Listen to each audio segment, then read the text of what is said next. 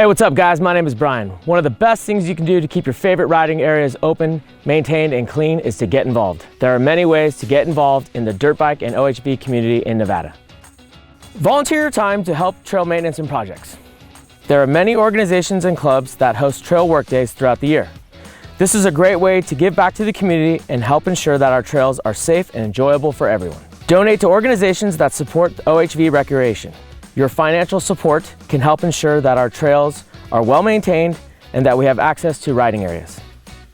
Educate others about the importance of responsible OHV use. The more people who understand the importance of responsible OHV use, the more likely we are able to have a sustainable trail system. Contact your elected officials and advocate for the OHV recreation. Let them know that you support OHV recreation and that you want to see it preserved for future generations. Joining a dirt bike or OHV club is a great way to get involved and meet new riders. You can find clubs online through your local dealerships and riding areas.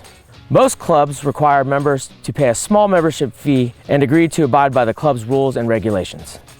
Attend a club meeting or event. This is a great way to meet other members and learn more about their club.